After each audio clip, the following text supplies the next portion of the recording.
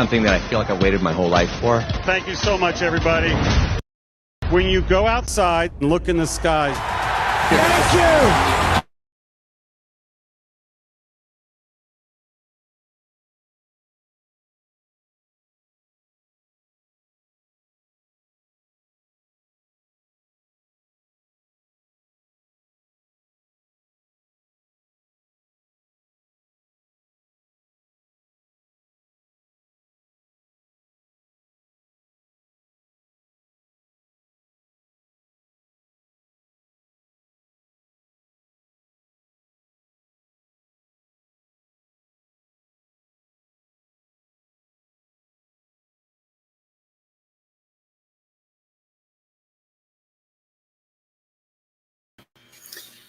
Yeah, that's right. You're not going to trick me with copywritten music again, Marvel Studios. No, sir. No, thank you. And it's also some iconic music placement from Deadpool and Wolverine, which is not what we're talking about today. We'll let you know later in the show when our Deadpool and Wolverine episodes are going to be tomorrow and Thursday. We'll tell you when you can tune in.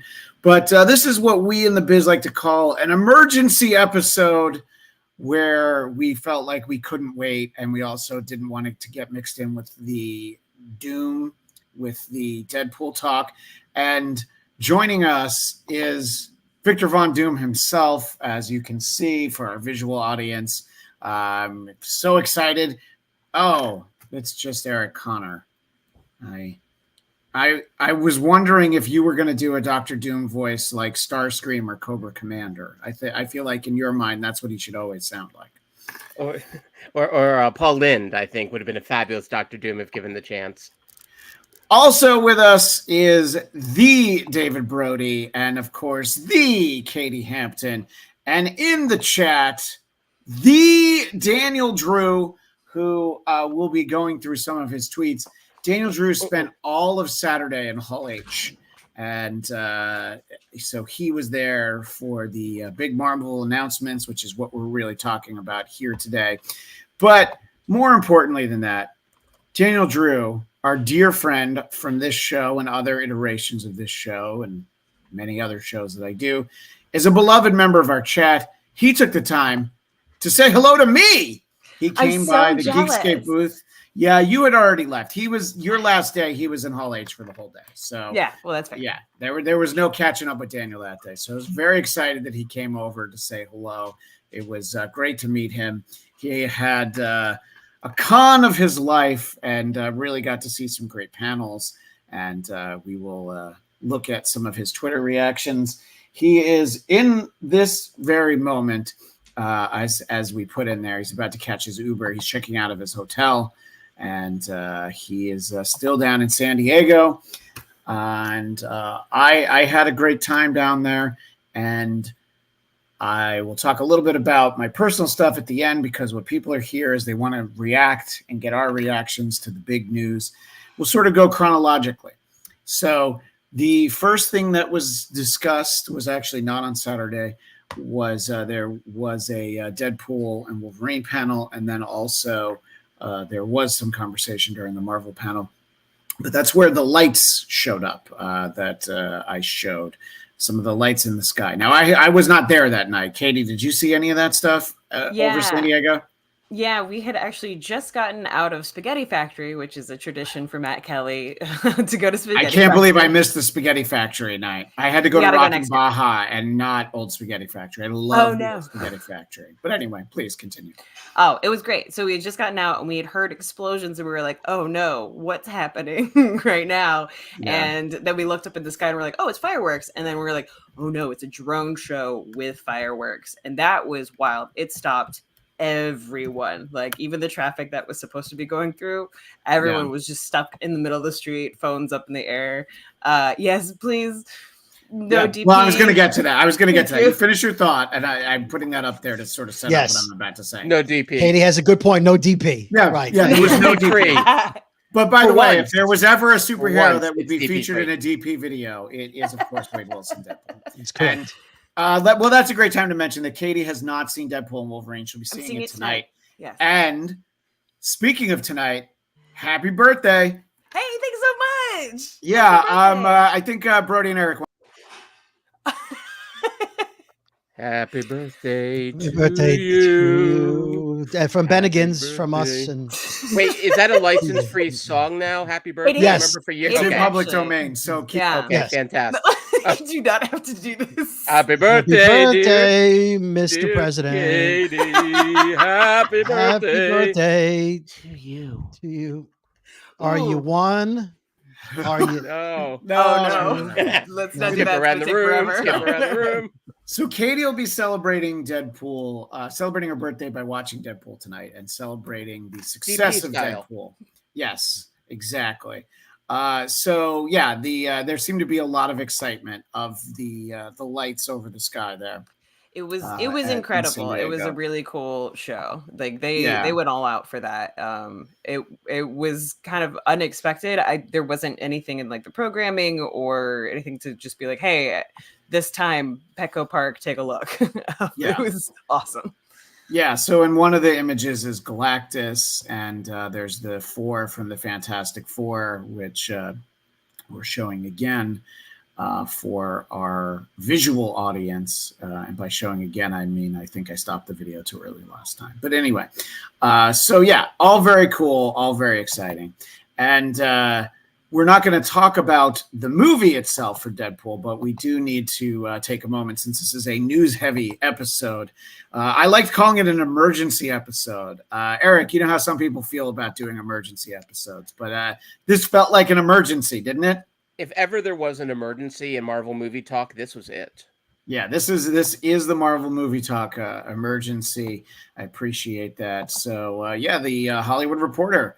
Deadpool and Wolverine is sixth biggest opening of all time with $211 million. And the key there, it is the highest opening R-rated film ever. So very excited. I believe it's 440 mil internationally. So this is what I believe they call in the business a success.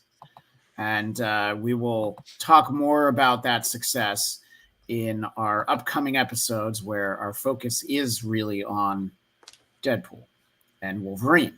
And there are a couple of fun memes, though, that I want to share because, you know, we're nothing if not meme happy here on this show. And I want to make sure that we get those on here. And I thought that this was very fun. We all know the X-Men animated series meme.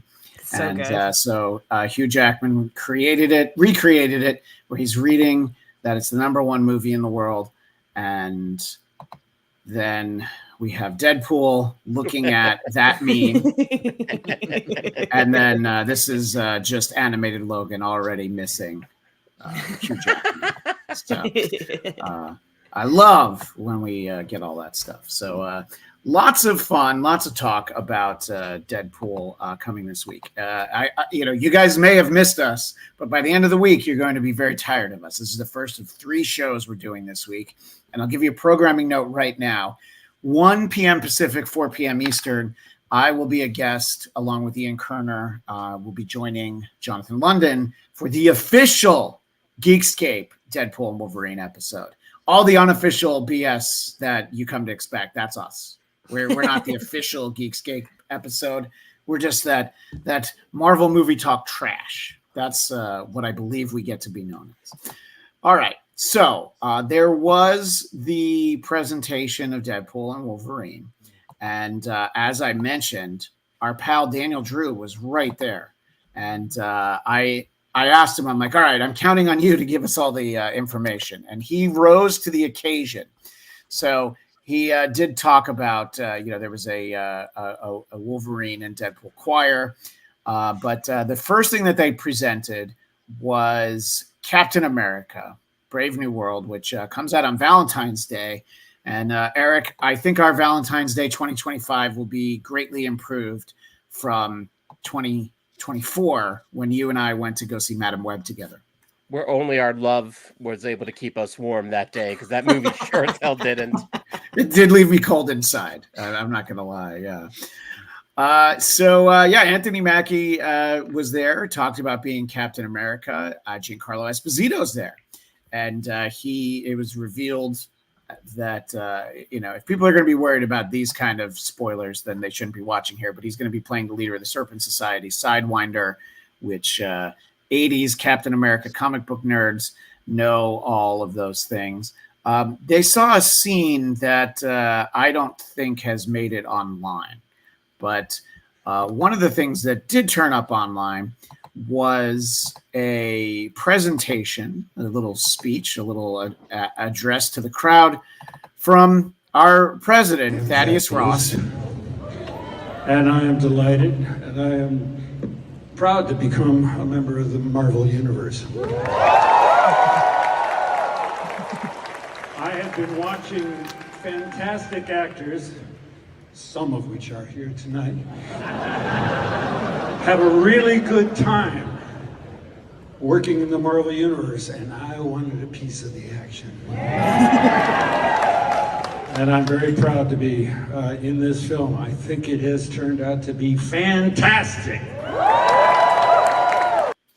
Wrong movie. Is it a missed opportunity if they have Harrison Ford playing the president, and at no point in Captain America: Brave New World does he tell someone to get off my plane, followed by a Hulk smash? I don't know. Look, I'm just thinking outside the box. Katie, I feel like you're going to agree with me. Yes, no, I do agree with that. I think it's funny because apparently someone had asked him at the convention, if Thaddeus Ross could take on Han Solo, who would win in a fight, and he was like, people ask me these questions all the time, and I have to say respectfully, thank you for the question, but I don't know this bullshit. I love that he's all in on just making movies and being an actor. He does not care about the lore or the fandom. I find it hilarious and perfectly Harrison Ford. Well, although I did hear that Red Hulk is going to have a whip, so that's got to be cool. How about that? Cool. Yes. So when we get closer to time for when we can properly focus on Brave New World, we will. We've seen trailers, and I think we can briefly take a moment, Eric. There is something that you noticed about the film. A character that we wondered whether or not she was going to be in this movie is in this movie, but they took Sabra, who is the Israeli superhero in comic books, and they have made her, they basically took Black Widow's origin story, and she's a Russian spy. Which I guess anytime you have to change a character for some reason, be like, great, we'll just turn them into Black Widow. You're the first one who sent it to me, so I thought I would talk about it for a moment. But what are our thoughts on this adjustment to the character of Sabra? Which, by the way, delicious hummus. I think that needs to be said. Fair. Right, because Sabra does also mean hummus. And if they just focused on the hummus is kind of a great equalizer. Lots of cultures appreciate hummus. You don't really get in fights with people when you're sharing hummus together. Agreed. 100%. But, this... it's a can of worms I want to be very careful about opening. I'm sure Mr. Brody and I could have a very long talk about this off camera. More like herring. Yeah. Which, by the way, after we see the movie, we should do a special conversation about that, because I do want to see how the character's presented before we judge. But we can certainly judge the change that has been announced as being. Yeah, and I mean, it's one of those. I think early on, we were already thinking this might not work. This might not be something they're able to keep. Right. And that's tough. I mean, Shira Haas is a wonderful Israeli actress. If you've seen Unorthodox or Shtisel, she's terrific. And she'll be great. I mean, listen, she could be great in any number of ethnicities. She can be Russian. She can be whatever you want her to be. But I think there is something to be said for, like, they had an actual Israeli character, which they never had. And now she's just one of the many variations of a Black Widow. I'm still excited to see her. I love how small she is. Shira Haas as an actress is tiny. So the idea of someone that size going around kicking major ass, to me, is exciting in any language. So I think the character will survive. I think there's going to be a small section of the audience, myself included, that might be a little peeved, but I'm still going to be there opening night. I'm still going to bring my Happy Meal toy, which came out a year in advance. Yeah, it sure did. And I'm looking forward to Christian and I were talking about the, Shalom, Mashamcha. My name is Sabra. I am from Russia.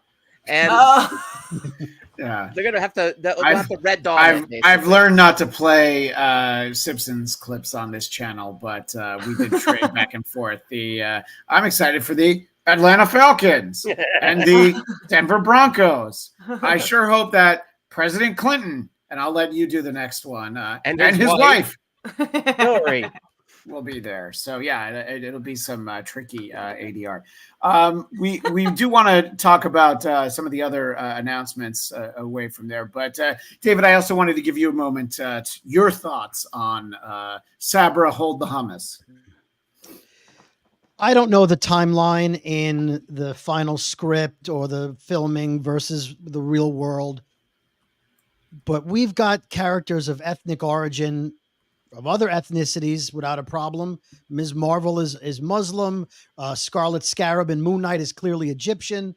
I think people should be able to separate one specific person in a movie with reality, right? It's a movie, and she was created, I'm assuming, to represent a sect of people, right? Not necessarily a country. The interesting thing about Israel, as you know, is it's a religion, it's a country, it's a lot of different things. It's unique to itself. But to change her identity completely and make her Russian, as if Russia's not involved in anything going on in the world right now. Right, I mean, that seems like, we can make her Russian, who's invading another country, but we can't make her Israeli, because it just seems like it's trying to avoid conflict, but then you still got conflict because you made her Russian. So yeah.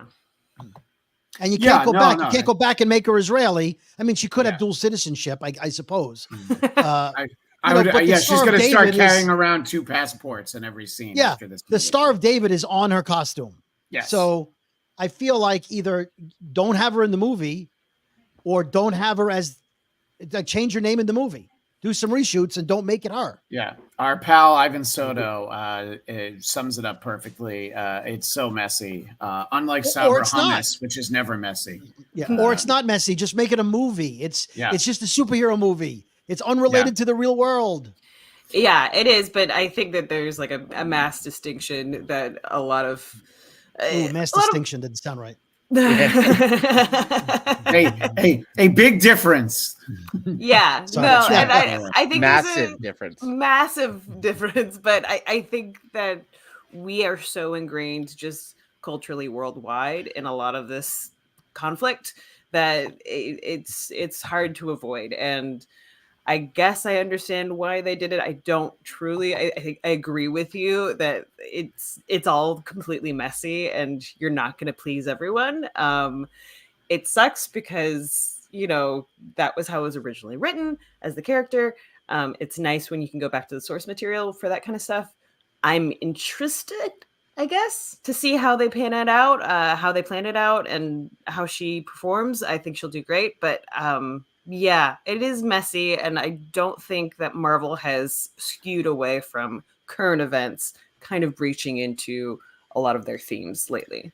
Yeah. But why make her make an extra scene where she's eating ham? Was that necessary? I mean, that's I mean, it was a layer of ham, then a thick layer of mayonnaise, then there was pork roll, then there was spam, and then spam. Yeah, I mean, it's just and she drank a huge glass of milk with it. I was like, okay, we get it. You're trying. Yeah.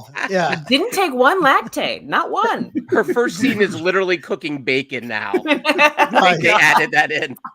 On a Friday night. Could you imagine? Yeah.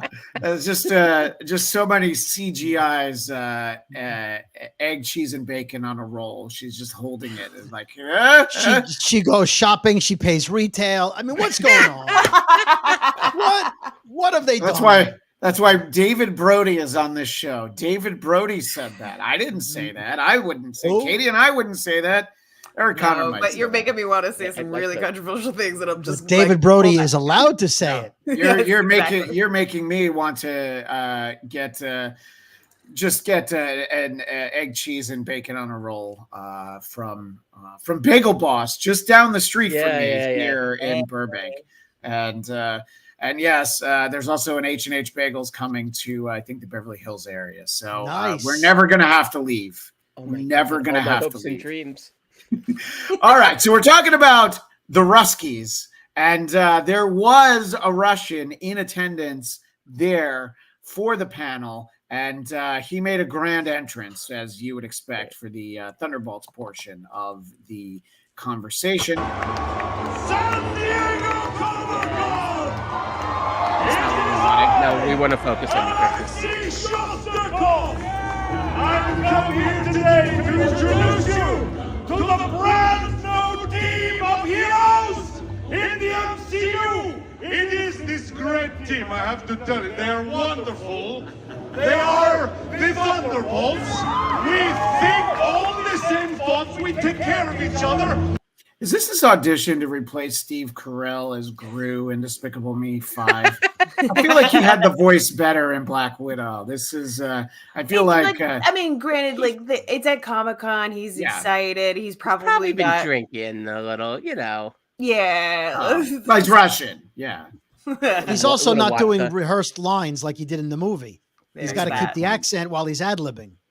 Yeah. So his vocal coach is nowhere near here. So nowhere near here. Yeah. His vocal coach is just crying in a corner, surrounded by too many people. All right. Well, let's let him have his payoff here. We shop for each other. Let me introduce you to. Oh my God! You guys didn't dress up? I feel like Nice. Daniel didn't tweet about that, but I feel like he enjoyed that when that moment happened. So we get the Thunderbolts, and it does have the asterisk on there, the Red Guardian. Yes, thank you, thank you, Mr. Connor.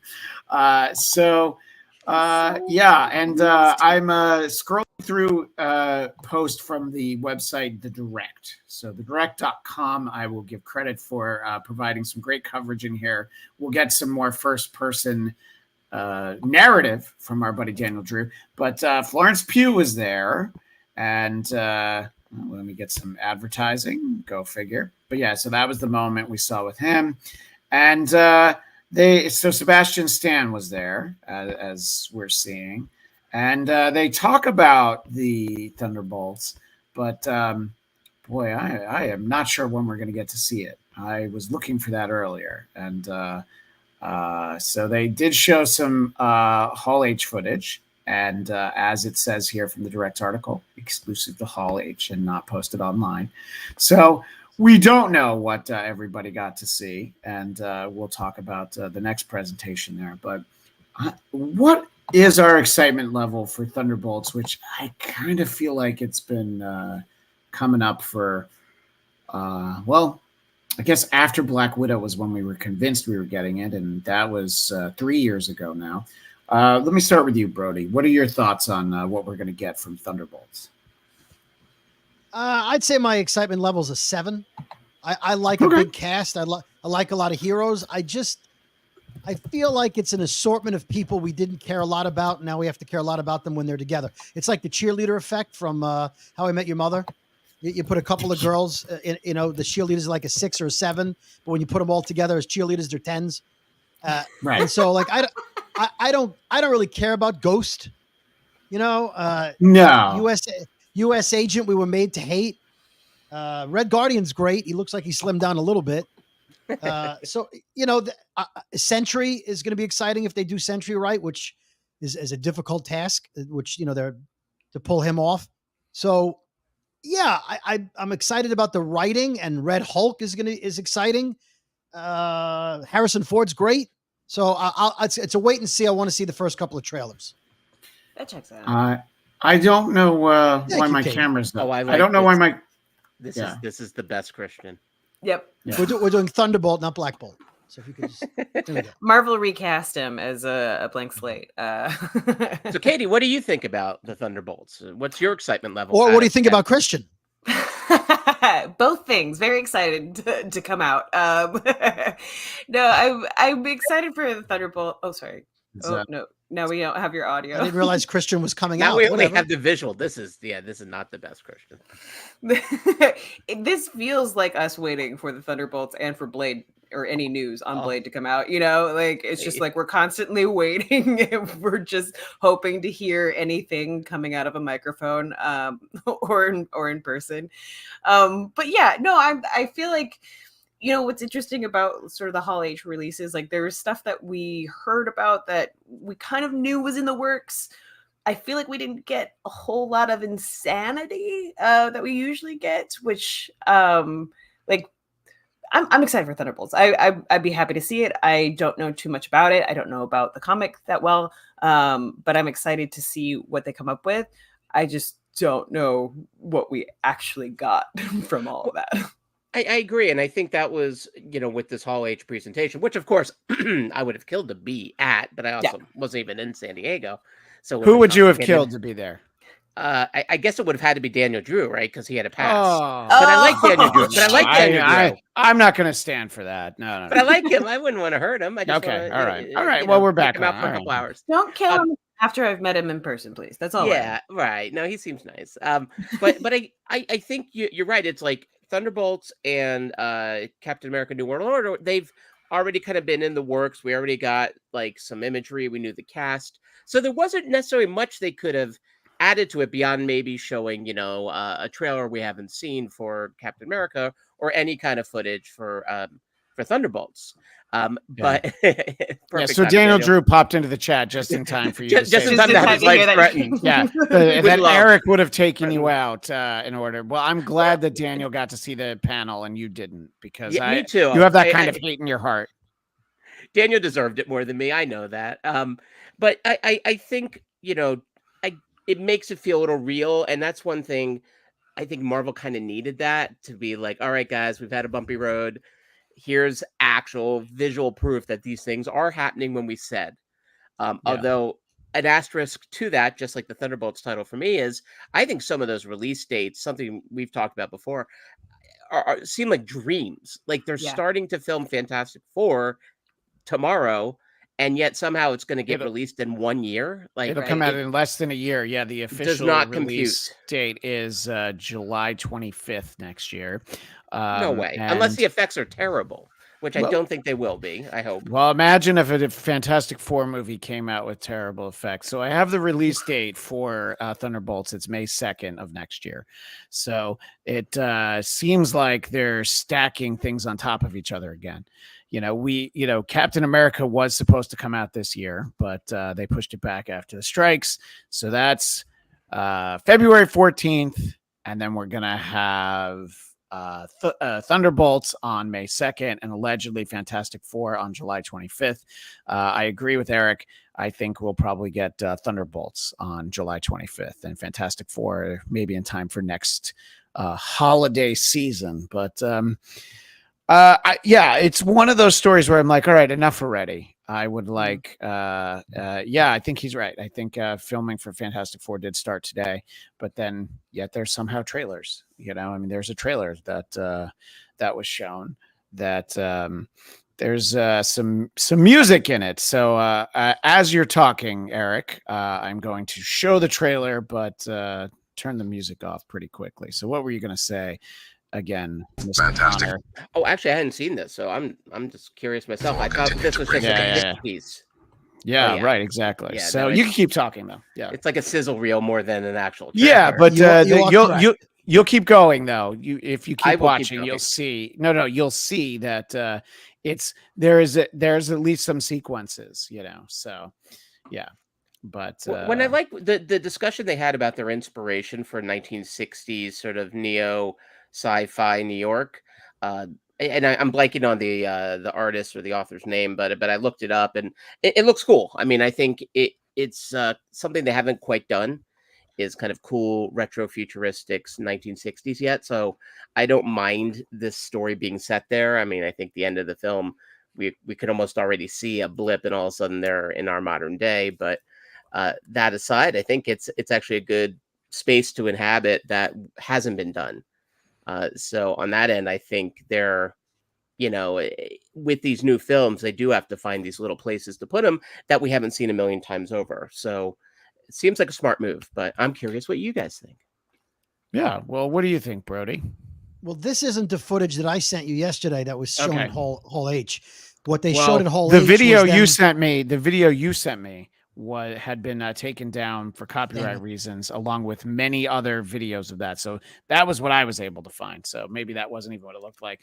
And Ivan's wondering if it's for real, but that's fine. It gave us something to have in the background. I should have screenshot it. Well, not screenshot it. Screen recorded screen it. capture. Yeah, screen recorded it. It would look like actual footage from the movie, which they then said was just put together for Hall H. But it was showing them read in a classroom or on a talk show talking about the multiverse and his theories on it. And then it showed them getting in the rocket and Sue saying, "This is my little brother. He's single." And it sort of looked like they were being treated as heroes going into space, showed the rocket launch, and that's pretty much it. So, okay. So yeah, you had something different. Yeah. And one of the things that I can find right now, seeming to refer to what you were saying, is I guess what somebody did, and I'll give them credit when I bring it up on the screen. This account, I guess, has some screen grabs from what was there before it got taken down. That's it. Someone named Snap Decisions 53 with the Spider Geek logo there in the middle. So that's who you have to sue, Marvel, if there's anybody that's showing stuff you don't want out there. It's not me. And I personally like seeing this part right here that looks like the old dating game. So yes, and in the scene, she selects Bachelor number 3, which would be Ben Grimm. Yeah. Wow, who wouldn't? By the way, yeah, all blue eyes. For he's sure. just looking to get his rocks off. Oh my God. Where's the bell? Where's the bell? Where's the bell? Where's it? Thank you. There it is. I just wanted the bell. I know. I forgot. It was at arm's length. So there was this sort of presentation of FF, and Daniel, already forgetting about the threat on his life, is enjoying himself just on his badge. No, by the way, badge wouldn't have done anything. He was in a seat. Anyway, go ahead. Sid Mead is the name of the artist that they took their inspiration from. Apparently, he was a concept artist on Blade Runner. Yeah, but I saw you put that in the live chat, and I don't listen to you when you talk, so I had no idea who Sid Mead was, and I was going to ask you, but thank you. Feeling the love. Yeah. So just to backtrack, because Daniel made this point about the Thunderbolts, the asterisk is still shrouded in mystery. Yep. So we'll find that part out. And what I like about this, Daniel was trying to not give spoilers. So he says, talk of a certain family, the Richards family. The director is here to say things. He's talking about how they made their powers realized, respecting the comics and making it also seem real. We know about the 60s aspect, but it's a futuristic view of the 60s. And he says, now we get animatics. And this is what he was just commenting on. Ha, did I say animatics? I meant trailer. And the cast is actually here. And OMG, they did it. The trailer was certainly 60s era and just amazing. I'm so happy. Pedro Pascal was talking about knowing Matt Shackman for years. The siblings, Johnny and Sue Storm, bonded over being British, because why would American superheroes be played by American actors? That's fine. Spider-Man, Batman, everybody. We always need everybody to be British. And I'm not quite sure what this meant, but yeah. Oh, no, don't get me started. The Hulk gave advice to the Thing. So fun things like that. So it looked good. And yeah, I tried to find whatever it was that Brody had sent me. And if I had been thinking, I would have clicked on it immediately and screen recorded it myself. But Eric, you were talking about Sid Mead, though. So this is the artist responsible for, I guess, the design of the world that is inspiration. Sid Mead's deceased, but I think they took a page from his book. The idea of Tomorrowland, think of that kind of design, which I think it's great. And I mean, I hope they do a lot of practical too. I would love to. I love tangible science fiction. I love when it's clearly wasn't just made in a computer. So hopefully they're building some sets. I mean, they're filming this in England, right? So maybe. Well, George Lucas would tell you just need to go into a blue room and pretend stuff's in there with you, and you don't actually need practical effects. You don't need to hold anything. You don't need to know who you're fighting. So, agree to disagree. Who am I going to side with, Eric Connor or George Lucas? Well, you know what? George did make Howard the Duck. Oh, that's true. George never gave me Loki sauce, so but he gave you Howard the Duck that you could cook up and then dip into that. So duck sauce. Yeah. Oh my goodness. So what are Katie, I feel like I didn't get a chance to ask you your thoughts on the FF. What are you thinking from, even if you didn't see the trailer that I can't find anywhere? What are your thoughts for, the sort of the aesthetic and the fact that this movie's really going to happen, and maybe, just maybe on the fourth try, we'll get a good Fantastic Four movie? I think we're heading in a really good direction. I really do. I love the style, the art style. The few clips that we have seen of actual, I guess, footage, but might just be sort of that sizzle reel promotional stuff that we might not see at all within the movie. We kind of come to expect that at certain times, but I think the look of it, the design of it, I'm very excited. The cast is a really solid cast. I am pumped for it. I don't know about the release date, but when don't they push things back? So whether that is coming out what you said next May? No, July 25th. So during next San Diego Comic-Con, I do feel like they're going to want, like they did this year, they're going to want to have something there. So that's why I'm like, well, maybe Thunderbolts moves to there. You never know though, because the way that effects work, like effects heavy sequences, they could have been working on for like a year now, It could have been. I will say that I hope Eric is right. I hope we have some practical sets, just because, especially if we do like a 2001 Space Odyssey type of look or feel to it, I think we can have something really cool. The more practical, the better, in my opinion, because the more that we have CG, the quicker it just kind of goes out of fashion, and the quicker that we can all see the sort of seams behind the costumes. So hopefully we have more practical. I don't know with that timeline if we are, but if they're filming today, great. Let's see what happens. And Daniel explained, Mark Ruffalo gave the actor playing Ben Grimm advice on motion capture and all of that. Those performances. And if I were taking over the role of the thing, I'd see if Andy Serkis would take my call. I'd be like, hey, can we talk about the thing that you're the best at ever? So I would love to play the Thin. Yeah. Nice pun, by the way. The thing he's good at. Nice. That is it. Exactly. All the bells. And somewhere in here, our pal Kame Egan jumped in, and she wanted to say, hey, and don't worry anything about anything, Kame Egan, because as I already let everyone know, you're popping in a little later. There's no Deadpool talk. Today. No spoilers. Just today. Tomorrow's episode will be all the spoilers, all the talk, but we're not talking. We did talk about it making a lot of money, which go figure. But look, I've been told that movies are going to be the biggest movie ever before. And, it doesn't always deliver, Katie has her own pop vinyl. Katie her and her Pool. husband. Wait, keep holding up Katie Pool. I want to put you in. So that's Katie Pool. It is. I have a Tempad. And your husband has a Mark Pool, right?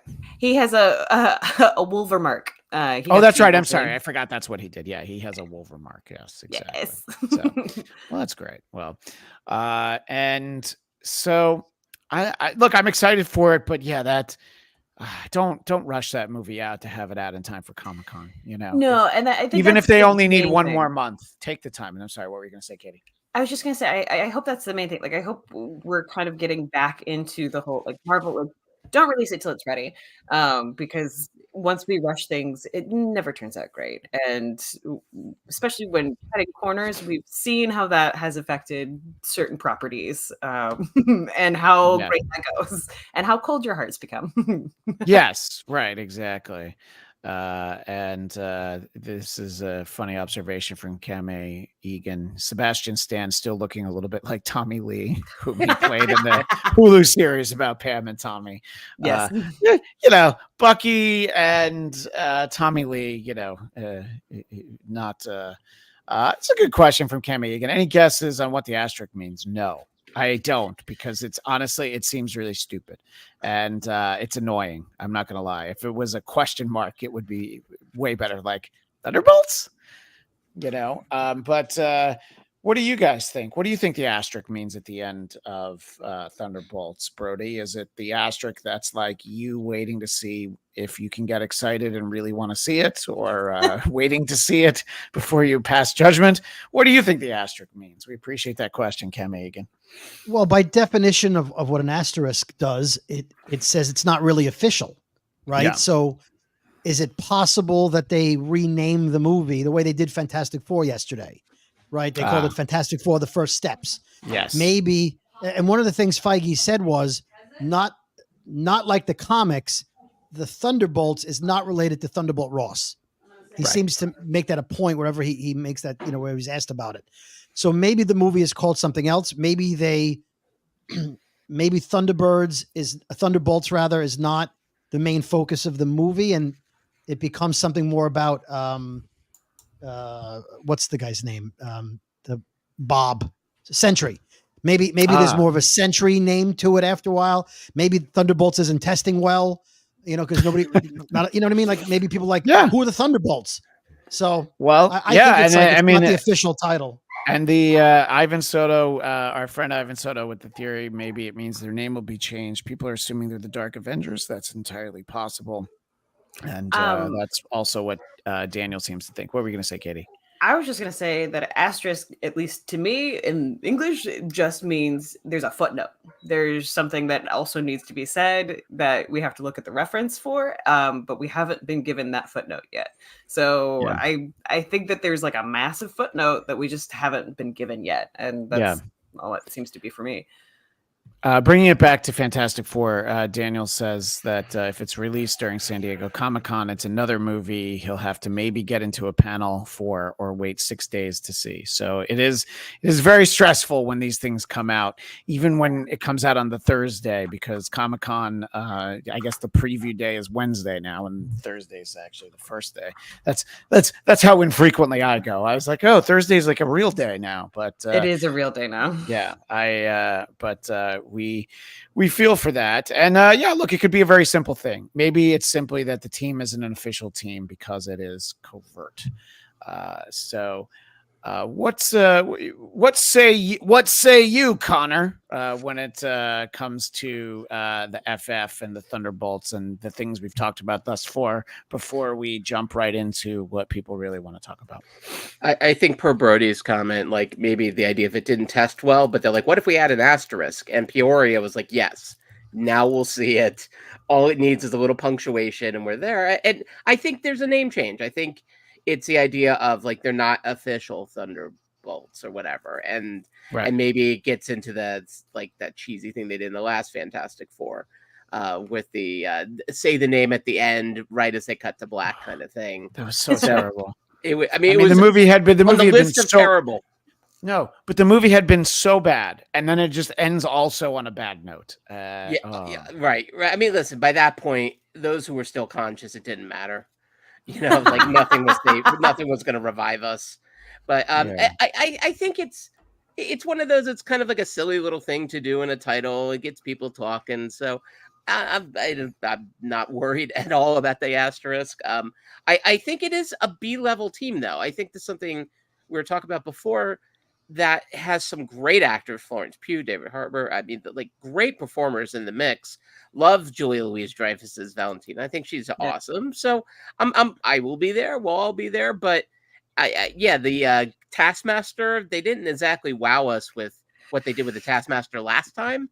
maybe this is a chance to actually get something out of that character. Well, Maybe let's remember Electro. the first Deadpool we saw on screen in X-Men Origins Wolverine. So sometimes a do-over can It's go the a long apology. way. What were you going to say, Mr. Brody? Well, since we're analyzing the asterisk at the end of Thunderbolts, why the question mark after what if? Can we talk about that? We could. I know you want to talk about punctuation. Daniel's talking about there was a mishap with the Thursday panel. So the Deadpool panel had a sign-up contest and people got them. But then when the time came for the line and getting into Hall H, they also let in just everybody without them having to show the email that they belong there. So oh no. that sounds like a Comic-Con International problem. So some people who got the email never got into the panel at all. Oh, that's awful. But as the kind of person who often doesn't get those emails, I would have been sitting there like, sucks to be them. But that does sound terrible. I didn't get to see any panels. I was too busy getting people to sign up for the Geekscape mailing list, and then they could take something free from the box of junk. Free things. It was just junk, but. Some of it was cool. I'm not going to lie. Some of it. Reach into the box. Yeah. Fright School had a cool giveaway, a bunch of Elvira stuff, and signed by, what's her name? Cassandra Peterson? I forget. Yeah, Cassandra Peterson. Signed by Elvira herself. And look at that. That's the little crossing pedal they had. Were people paying for prizing with skee ball tickets? I mean, how cheap is the stuff you're giving away? No, it would have taken probably like 100 skee ball tickets. It would have been like 10. Yeah. $1. Okay. Yeah. No. Yeah. I guess you're probably right. We always accept Chuck E. Cheese tokens. And anybody who wants to donate to the show, Streamlabs, Venmo memberships, gifted memberships, Chuck E. Cheese tokens. Absolutely. All of it accepted here for the show. Cami Egan would be pissed if it was one of those that had the email, if she was one of those. Oh, and Daniel missed when we were showing some of the drone images, but the drone show afterwards was cool. He was already back. I'll let people know where you stayed, Daniel. He stayed at Town and Country, which is a lovely place to stay in the San Diego area. You were not close. A lot closer than me, though. I could have walked to Legoland. That's how far away I was, but nobody cares. That's not why people tuned in. People kind of tuned in because everybody's talking. Everybody's talking about it. Everybody wants to react to the one thing. And I think we're going to need the greatest actor in the world to play that character. Wow. Yeah, okay. Ladies and gentlemen, as proof of the unimaginable possibilities in the Marvel multi-universe. Got to put a pause right there. Did you notice what word he stopped himself from saying? Multiverse. In the Marvel universe. Pause universe. It's like when I do a podcast with my friend Mark Hunt. We always make sure to put a very pregnant pause. He has a podcast called Podcast of the Apes. If you're a fan of Planet of the Apes, that's right. Don't say I never gave you nothing, Mark. I just sent people to Podcast of the Apes. So the multi-universe, and Daniel was just too busy about to lose his shit, so he didn't catch that. So they're talking about Dr. Doom, all right? And they're going to show us who's Dr. Doom. We give you the one person who could play Victor Von Doom. Robert De Niro. Okay, one of two people.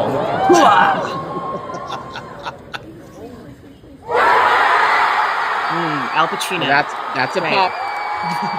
Yep. That's a bit of a pop for RDJ right there. Yep. That is the reaction to Robert Downey Jr. I don't know if you guys saw it though, but when all of the cloaked sort of dooms came out, and when you saw like brown, and like the very tail end, you saw someone in green just trying their hardest to hide behind everyone. I was like, RDJ was back there just being like, "Fucking move." So he spoke to the crowd. There's more that he said, but I have this. This is the snippet I was able to find thanks to the Marvel official account, which you'd think that they'd have, I don't know, access to the gigantic camera that's projecting on the jumbotron. Ah, that's all right. Let's see what RDJ had to say.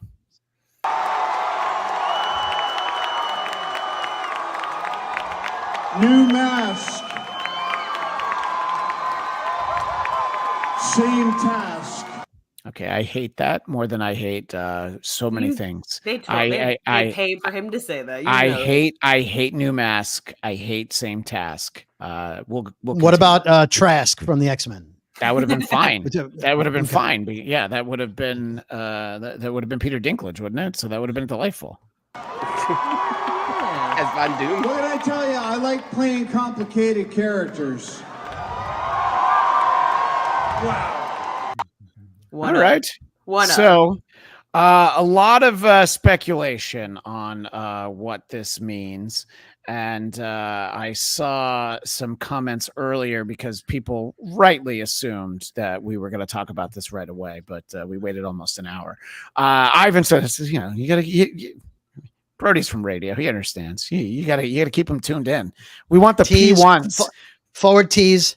Yeah, we want the P1s to stay with us for the entire hour, and don't change that dial, even when we're trying to sell you Sabra hummus. So Ivan said, so they haven't confirmed if RDJ will be the permanent Doom, right? I still kind of hope a new actor will be cast as the official one. I want to start with Katie because you started trying to give me your theory on text, and I told you as a professional broadcaster, shut up! Save it for the air. I actually didn't say the shut up. I said, okay, we'll save it for the air. It was implied in the text. Yeah. So yeah, whenever I write back to you, the shut up is just always implied. Yeah. No, totally. Come on the show and shut up. I think this is sort of a misdirect. I think this is one of those like, wait, what are they doing? Sort of intrigue inducing type of casting. I'm sure he's going to be some sort of what if style Dr. Doom. Another universe, obviously, as you pointed out, Christian, he said multi-universe, which I think has some big meaning in that, but I also have been burned from like looking into things a little too closely before. But yeah, he's back. I'm sure he's excited because I mean, more franchise money. Why not? You know. But I think he's going to be a temporary Dr. Doom. Yeah, I think that he probably got $2 billion for 2 movies, and he's like, all right. I mean, I guess that's the only thing that Tony Stark still needs is to not be Tony Stark anymore. Yeah, look, I feel like although there might be a bit of an abrupt turn away from the multiverse, at least for the short term, which we'll talk about, I do think that this is a Tony Stark from a reality where he became Victor Von Doom, or he became Dr. Doom. He's not Victor Von Doom. He is a Dr. Doom. Could be wrong. They did say the only person who could play Victor Von Doom. Yeah. But well, I mean, he easily could have changed his name. I mean, he could have been born Tony Stark, but because Tony Stark was famous, he changed his name to Victor Von Doom, so no one would know it's the weapons guy in the armor. Sure. Or Victor Von Doom could have been his stage name when he entered the WWF. Fair. Eric likes that explanation. By the way, there is not only one person who can play Victor Von Doom. Eric and I earlier this year talked to someone else who played Victor Von Doom. We talked to Joseph Culp and played him quite well. Yeah, I that was the doomiest Doom that I had felt had ever doomed up until now. Maybe I'll send a message to Joseph and see what he thinks about our DJ being Dr. Doom, and then he'll be like, if they wanted actors that they used before, I'm still working. I'm right here. What are your thoughts on this, Mr. Brody? I feel like out of the 4 of us, the one most likely to be annoyed by this is you, but I could be wrong. I don't actually know. That's actually a default setting. Yeah. I was just going to say, you say that about everything. Yeah, people are giving out millions of dollars. I imagine, Brody, you're annoyed by that. Here's what I'll say.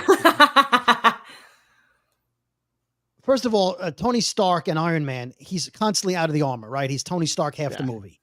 Victor Von Doom doesn't take his mask off. So once you see the origin of Victor Von Doom become Dr. Doom, any actor can play the character in the mask and he can do voiceover. Like he doesn't have to be, it can be like Mandalorian where the guy just works, Pedro Pascal's not even on set half the time. He's just doing voiceover. In theaters now, Deadpool. I was talking to my wife about how great it must be for reshoots and changing the story when the guy's got the mask on for most of the movie, Yeah. I mean, the whole NSYNC, the scene you see in the trailers, I'm not ruining anything. Yeah. That's not him dancing. What? There's a guy dancing. All right, that's enough. That's enough. What? Spoiler. But as far as Tony Stark, I would imagine he also may be in Fantastic Four. Like he may escape that universe, but maybe Galactus isn't the bad guy the whole movie. Maybe Doom is the bad guy, and then Galactus wants to eat the planet, and he's one of the bad guys. I just think you have to have Doom, and the Fantastic Four are going to be in the Avengers, so I feel like Doom should come from that universe. Yeah, because he's got to come from some universe. Yes, I agree with William Walton, or I agree with his question that is it a Tony Stark variant who went bad? Yes, I think that's absolutely what happened. Yeah. And Eric, you were talking earlier about some of these release dates that you find to be a little iffy. May 2026. It's only 2 years away. I don't buy it for a second. What are your thoughts on Victor Von Downey Jr.? Well, we know he can pull it off. I mean, he's a tremendous actor. We all know. Yep. I mean, that's no news there. I'm really torn because I totally get it seems a little desperate, like bringing back like Robert Downey as like, okay, fans. That's the word of the day is desperate. You do win our prize because that was my immediate reaction in San Diego, and whenever anybody's asked me, it reeks of desperation, this move. Yeah. And it's funny, like Alex, my son had brought this up. He's like, oh, Robert Downey is going to be Doom. And I thought he just read some bullshit clickbait. And then I realized, like, oh, wait, no, he's right. And I'm surprised by this move because there's so many. I mean, think of how many actors could have taken off that mask. Maybe not gotten that pop, but have gotten a comparable pop. I mean, who would be your first pick, Eric? I mean, he's not as David Brody. Oh, sorry. Who's your second pick? David's actually my first through fifth choices. Sure. Thank you. Okay. Sure. Choice number 6. I mean, the guy the Avengers. Yeah, he's all the Avengers in my heart. I think Michael Fassbender was one that I just feel like I know they've used him in Marvel properties, but I think that to me is the Von Doom I always kind of imagine. But he obviously doesn't have the star quality of Robert Downey. But to your point about the mask, I mean, remember when they paid Arnold all that money to be in Batman and Robin, and then you could barely see him? Like, chill out, Eric. Chill out with the criticism of Batman and Robin. Ice Age. Yeah, and so I'm really kind of confused by this, but I'm excited because he's great and he's repeatedly been great. I mean, I've been a fan of his as an actor. Really, I mean, Back to School is one of my favorite films, but Less Than Zero. You live your life after his character in Less Than Zero. Let's be honest. So. Well, from between midnight and 12:20 a.m. for sure. Right, exactly. But he's such a tremendous actor, and I think Agreed. It would be cool to see him do a complete about-face, play a completely different character than Tony Stark, even if it's a Tony Stark variant. I mean, there's kind of an exciting challenge to that. I'm curious what you guys think about the Russo brothers, though, coming back. Like, I'm excited. Yeah, and that one, in one hand, does seem like a desperate bid because it's a sure thing. But the other hand, look what they have done with the 4 films they directed. And I don't want to say anything about Deadpool, but I find the ability to direct massive action is a skill not a lot of directors have. And they have repeatedly shown they can make things big and small at the same time. Like, you don't lose track of any individual sort of moments or stories. So I think bringing the Russos back was a smart move.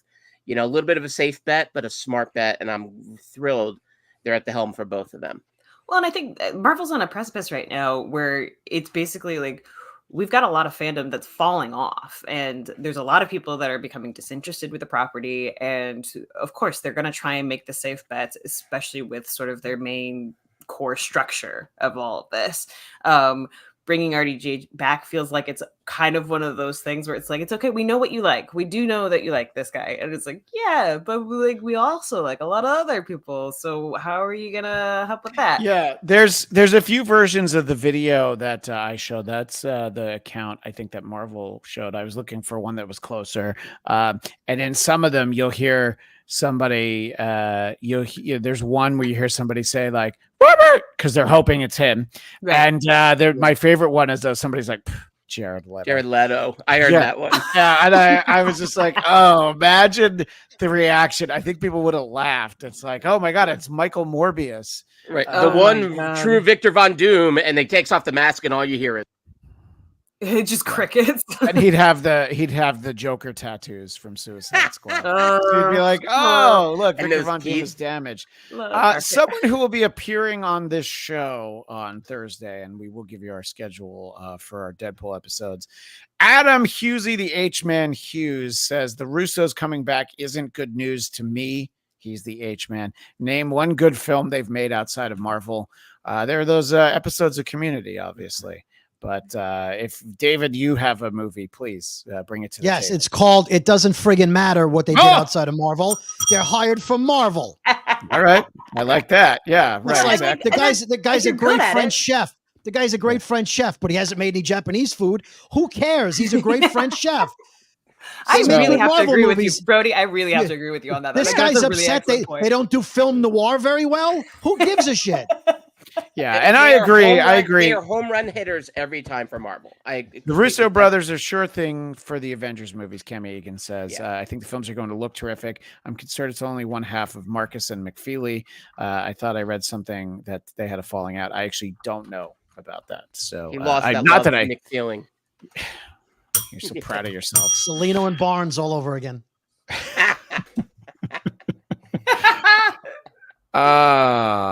So we're gonna have a Secret Wars movie in 2027, and I don't think that Robert Downey Jr. is permanently Victor Von Doom. I think he's 2 movies and then he's done. He's going to shoot his scenes concurrently, using an AI version of himself, perhaps. I don't know. What if let's hope they don't go to the AI route again. Yeah. Well, then they paid him $3 billion. I was like, well, what if you don't even have to show up? I'm listening. What if another multiverse Iron Man comes into Secret Wars and it's Robert Downey Jr. and he kills himself as Iron Man, and then we get Robert Downey Jr. back as Iron Man? Well, we learned from Endgame that even if you kill the past version of yourself, well, no. I'm saying an alternate version of Tony Stark as Iron Man kills alternate version of Tony Stark as Dr. Doom. Then we get Iron Man back in the MCU. You mean Tony Stank? Yeah. So I don't know. It just feels desperate. He's a fantastic actor. It's going to be a great performance. I don't doubt any of that. I just feel like it's unnecessary. And I am surprised that they abandoned all of their Kang plans, not because of the actor. You know, I just was like, hey, there's millions of variations of him. You just cast a new actor. You know, I mean, Tony Stark's best friend. Well, Happy would tell you he's his best friend, but let's be honest. You know, they changed Rhodey after one movie. They have Harrison Ford playing Thunderbolt Ross. So, yeah, I thought that to me, a Kang story way more interesting than literally anything Dr. Doom can come up with, because the possibilities for Kang are literally infinite. And you felt like that was a next level threat that would exceed what Thanos did. Dr. Doom? Yeah, all right. I mean, pretty sure I've seen Spider-Man beat him up, one-handed, So right. It's not like Ant-Man could beat Kang. Nobody can beat Kang. Wait. Yeah. Well, if Ant-Man did the theory that they had for Thanos, where he went, exactly. He had a rear entry, as we might say. Then maybe he could get Kang. The boys. But in any case, I just thought a Kang was logically the next step, but they clearly are putting some room between them and the multiverse. Apparently, there was just too much madness. And Greg C in the chat, thank you for being here, sir. I assume he means our DJ. So there's a typo. He either means Robert Downey Jr. That guy's anti-vax. Thank you. Thank you for pouncing on it before I could get it out. Oh, I'm so sorry. He's either saying Robert Downey Jr. or R.F. Kennedy Jr. One of them is a typo. All right. He explained. Or Robert Frost, maybe. Junior. Robert Downey Jr. He only wrote 30 poems. Wasn't as the iconic Iron Man. I can't see if there's anything else. It's a great point. And I think it's going to be a Tony Stark, but we're going to have to see. Yeah. And so Daniel's going to be waiting for a train for 2 hours. So Daniel, we'll start the show over and we'll do it 2 more times for you. But we appreciate all of your insight that you were able to give us from San Diego Comic-Con. And I know that we have some scheduling issues for a couple of you. We will let you go momentarily, but I just want to make sure that we get to my favorite part of Daniel's tweets from Saturday were after that reveal and who be returning to reject them. So the Doom bots, there's a new mask, and he didn't want to give the reveal, but the RDJ flabbergasted. The RDJ reveal. So Daniel, I think it would be fun to be in one of those big panels. I've been in like panel, not on the panel. I've been in the hall for ones that are, medium sized, but I've never been there for one of those where you get to scream. Everybody does seem to be shitting on the Robert Downey Jr. thing today. And I'm just like, I would have preferred something different, but I don't think it's going to be bad. It's not going to be bad. It's just unnecessary. I don't think it's groundbreaking. I don't think it's the end all be all. It does make me feel like, oh, that was your big surprise for Hall H. Oh, okay. Yeah. Well. We haven't talked much about Galactus, just that they had the lights of Galactus, Daniel. But that's going to be the focus for the FF movie, is our understanding, and maybe the footage that Brody scrubbed from the internet so he could keep it all to himself and not share it with the rest of us. Maybe they showed some of that. And look at Daniel. That's a nice flex, my friend. It's been his third Saturday Hall H. All right. Well, Daniel, tell us what you want to tell us about Galactus as we start to tidy up the show here. So you will see 3 of the 4 of us tomorrow. We will replace Eric with a C for Eric with a K. We'll be joined by the great Eric Nagel, E-Rock himself, and Katie, and yours truly, and Mr. Brody. We will be doing Marvel Movie Talk on these same channels you're seeing them at now. I thought you had an E-Rock mask. I was actually really excited. I was like, I can't wait for him to show it to us. And so tomorrow, Tuesday, July the 30th, that does actually look a little bit like it's pretty close. Yeah, it's not too far off. I'll get a screenshot of that. We'll be doing that at 3:30 Eastern, 12:30 Pacific tomorrow, Tuesday. That'll be our first Deadpool and Wolverine, all the spoilers, every spoiler, everything about it, all the thoughts. And then I told you there's going to be 3 episodes of our show this week because there's no such thing as too much of a great thing. On Thursday at 1 p.m. Eastern, 10 a.m. Pacific, Eric Connor will be with me, along with Adam Hughesy, the H-Man Hughes. And from Once Over with Kaylee, some people know her as Lucy Tightbox, Kaylee, Hughesy, Eric, and myself will all be talking about it. And don't worry, we're doing more than 2 episodes. I'll let you know on Thursday what else is coming. You'll see some other familiar friends, returning faces. I'm in talks with the Jeff Williams for him to make a triumphant return because as long as we don't talk about Sony movies, he can come on our show. There you go. Who saw a trailer for Venom: The Last Dance before Deadpool? I know you haven't seen it yet, Katie, but yeah, my wife just looked at me and she's like, really? Another one? She hasn't seen any of them. She's like, does he always talk like that? I'm like, well, in those movies. Yeah, she's talking about Tom Hardy. Anyway, so that's when you'll be able to find us again with more and more of us. And Katie, I'm excited for you to see Deadpool so that we can talk about it tomorrow. Daniel says there was a shot in an office building and someone's looking out of it. And then we saw Galactus looking in the window. Yeah. Cam Egan, I'm sorry that the movie was already spoiled for you. you just want to hear everyone's thoughts, I would say you should still check it out. It'll be a fun time. Yeah. Ivan Soto, Venom: The Last Dance. I almost forgot about that movie. That's signed Ivan Soto, but it might as well be signed Sony Pictures. Venom: The Last Dance. Signed the world. Yeah. The movie they really forgot about, though, is Craven. Craven. One day, maybe. Hopefully. Anyway, I can't wait till we do our Venom, our Venom episode. It's not going to be the worst movie I saw this year because it's a year where I saw Madam Web. Exactly. I'm sorry, Katie, but also Unfrosted. So I know. I was in it and I took it off of everything that I have that I was credited. No.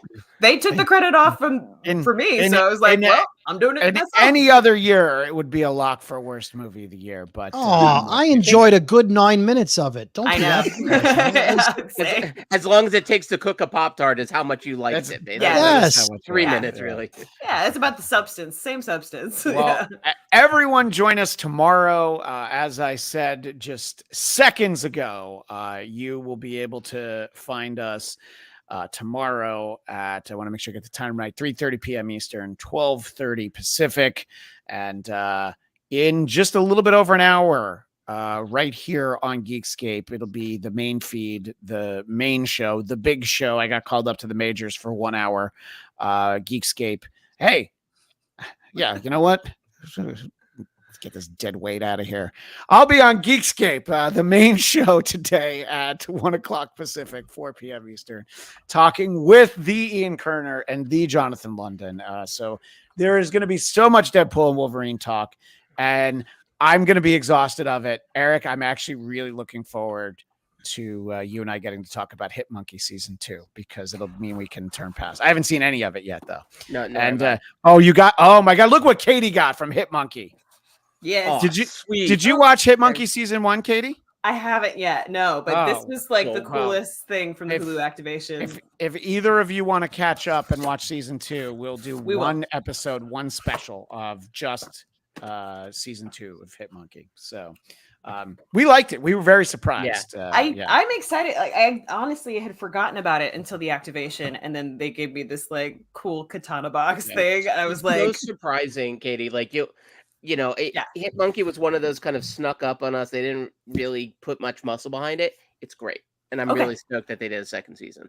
Well, Eric, I know you need to go, so please give us your plugs. Plug away. Well, why watch Tuesday's Deadpool and Wolverine special when you can watch Thursdays with me? Oh wait, no, I'm on both of them. Shut up. By then you're going to be just like putty. You're going to be done talking about it. But myself, I'm going to be Patrick Warburton.